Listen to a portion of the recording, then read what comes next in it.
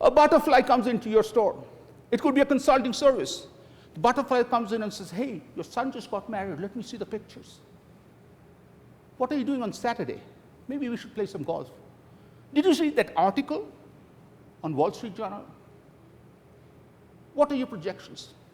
So this is a person who's flying. There's no destination. What do they want from you? They want you to fly. It's like a dance. Then there's the Terminator. The Terminator comes in, who goes inside the store by saying, hey, I want this, I want that report from you. I'm going skiing, I have 30 seconds. Can I have it Friday? That's the Terminator. Which means, as we start getting into any business, we all have to become mini shrinks. We have to start looking at that guest by saying, is she a butterfly or is she a Terminator? Or is she a butterfly who will turn into a Terminator the moment a cell phone comes in? And I need to move with her. So here's the secret formula behind this whole process. The first thing I would ask you is, be a guest to your own business. We were talking to a tax consultant. We said, no. You go and do your taxes with somebody else and find out what the steps are. If you're a consultant, if you're doing a proposal, flip and see what the steps are. Once you know what the steps are, then you try to understand what are the expectations on the other side. Start going back to the target customer. Remember, when she comes in, she does not want a $5 off. I'm sorry. Don't forget the Hertz customer. He does not want a free, because his company is paying for it. It's already free. Now that you have this, then you start looking at, are you at par, below par, or above par? And when you look at, don't look at your direct competition. What else could the customer have done? Where else could he or she spend her money or his money? Then as you start going through it, break it down into the following 4 things. Are these integrated? And I'll give you an example in a second. Are they consistent? Next is, are you measuring them, and is there somebody in charge? You'll realize many a time when you have a break point or a decision point, there's times when nobody is in charge. You go to an experience, you go to a restaurant, the person who takes your order takes the order, says, thank you. Why are you thanking me? I'm not done with you guys. It's just like, think about if 6 of us were in a play, Arjun was acting in the first act. The moment I'm done, I just come in and say, I'm done. Clap. No, my role is not done till all of us finish. Maybe as he is, finally on stage, he may need some help, so I need to stand there ready to help him. We are all done as a team when the guest's experience is over. Now, as you start looking at, we are all good at one thing. If you have a $10 product which you serve at an inferior experience, inferior service or an inferior ambiance, it always becomes the lowest common denominator. If any one of us go out, any restaurant, any retail, any experience, we always look at the lowest point. You don't get an average. So what we always suggest is start looking at and work backwards. If you want to have a $7 experience, first define the customer pays me $7, which means everything has to be $7. The food, 7. Bathroom, 7. Toilet paper, 7. Cutlery, 7. The service, 7. The smile, 7. That is the only way you can get to an experience. This part is very passionate to us, is why customers come back.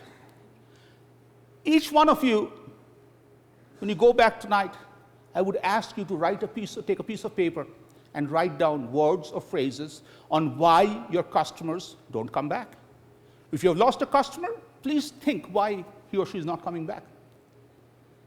As we go in, we realize the reason it's important to start focusing, you need to focus on 3 things. 1, what is the consequence of leak? Thus far, we have been talking about Starbucks and McDonald's and pizza. Customer goes, what do? Go back and bribe the customer. $2 off, $5 off, they come back.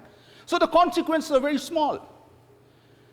Most of you are operating in businesses where you lose a customer, you lose the customer for life, maybe his son or daughter won't come back to you.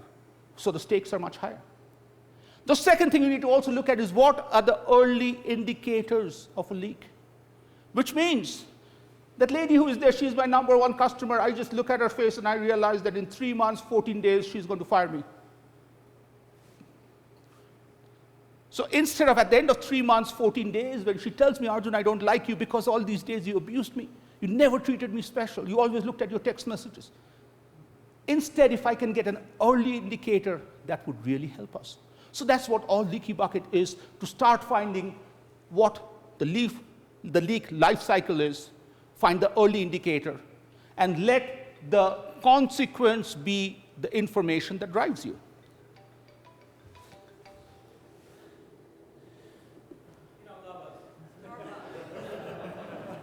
My love for you vanished for a second when my cell phone, which is timing, it said 10% battery left. I simply apologize for that. Okay?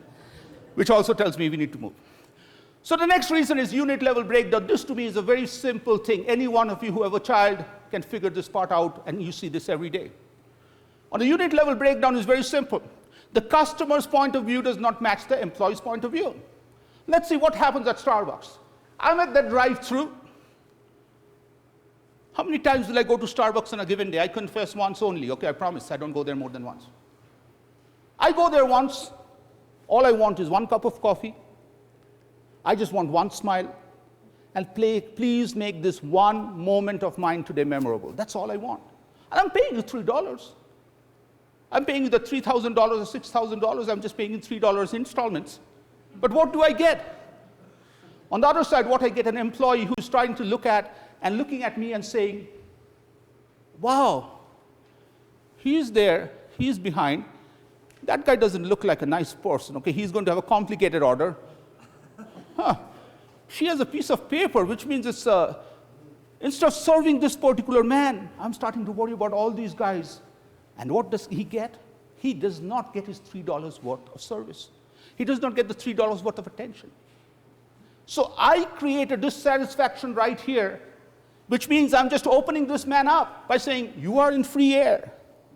Anybody outside want to take him and steal him from me? Take him. I am starting this process. The next area is marketing and operations does not sync. Anywhere we look at marketing and operations, we start seeing that marketing is like an offense. On the other side, defense is operations. I just ask you guys a question. Let's say this side of the room, you guys are diehard marketing people. Okay? You only think marketing, marketing, and marketing. And this side is operations. All you think is operations. Okay? This is a pizza delivery guy. His performance appraisal is going to happen today. All my marketing folks, how will you judge this man? Marketing. Upsell. Yes. Come on. He wants his more. He's friendly. Good pizza. Okay. My operations team. Forget marketing. Efficiency. What is efficiency, my friend? How many, how fast? How many, how fast? What else? Sloppy. Anything else? Cold. What? Cold. Cold pizza. Cold pizzas. So, cost.